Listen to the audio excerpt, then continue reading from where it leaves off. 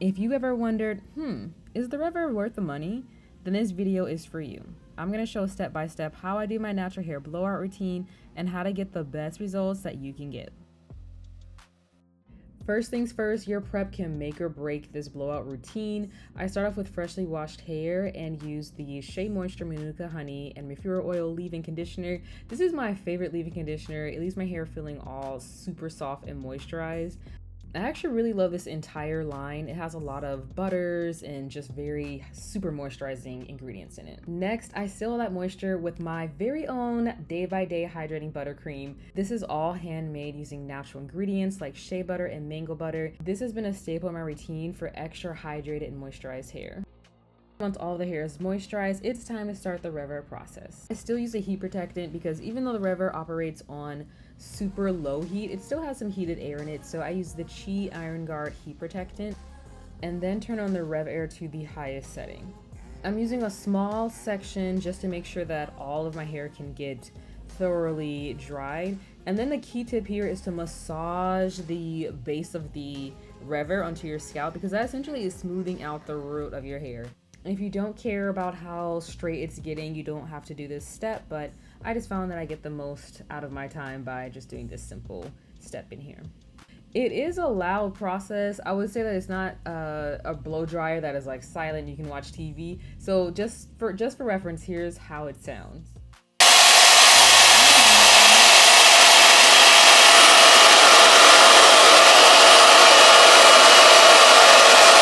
Now it's loud, but the results are cute. I know for the price you might be expecting like a silk press, but it won't give silk press, to be honest, if you have like really thick hair. I think in general it's kind of like the standard stretched hair or just like a regular blowout, but I will say like it is helping me get through my hair a lot quicker with less breakage. I a lot of times don't have the patience to really go layer by layer, so I feel like it gives me that results in less time and maneuvering of my hair. I'm gonna go step by step doing this entire process throughout the duration of my head. My goal was to finish in about 30 minutes, but realistically, as I'm going, this is about the size I'm doing. So it's kind of like I don't know how to measure that, but like a small, it's a very small section. It's like a section of a section. I just really want to see how straight I could get my hair by doing really small sections. So I'm just gonna go and just like play some music in the background and show you guys exactly how long it takes to do this. For each section, I'm doing this process for about 1 minute. So if you imagine just like 1 minute across, I feel like it's about like maybe 15 to 20 sections. It can add up a little bit, but I think the results are super cute.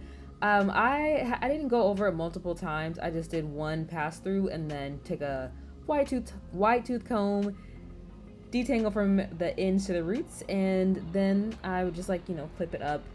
And I even had some time to trim my hair, actually. I forgot about that. But because my hair was just so like perfectly blown out, I took some little shear scissors and gave myself a little dusting. I do still plan to go see a professional every 2 to 3 months just so I'm sure that I'm getting all the ends that need to be taken off. Okay, it's been about 30 minutes. I got half of my head done so far. It's feeling nice and smooth. I think the main thing that made my hair more like straight this time was putting the tube on my hair and like massaging it on the scalp so that the scalp from the root is definitely more sleek than before, because before it was kind of like poofy. So I think by just adding that extra tension, it basically is helping to flatten it out some more. I feel like I could low-key rock it like this tomorrow. We'll see, because it's kind of humid, but it is getting very smooth with that extra massaging method, and I'm doing smaller section.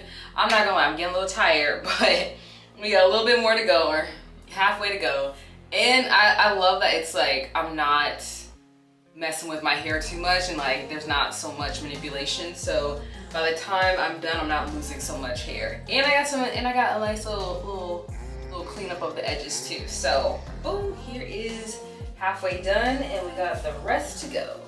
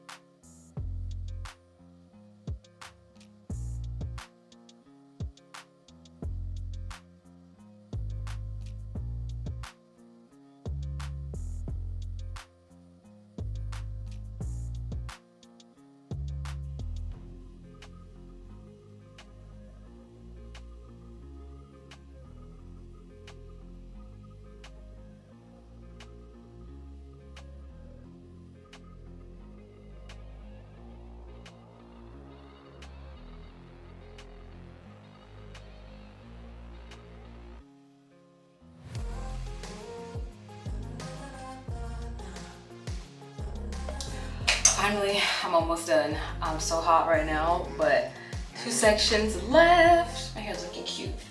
Who's on my back? Okay, last section, here we go. I gotta say, I love having my hair detangled and moisturized, and in the sections that I need it. Oh! In the sections that I need it, it makes this part go as quick as it can, and my hair still just feels so soft, even though I've been drying my hair for over an hour. It's still just so juicy and moisturized.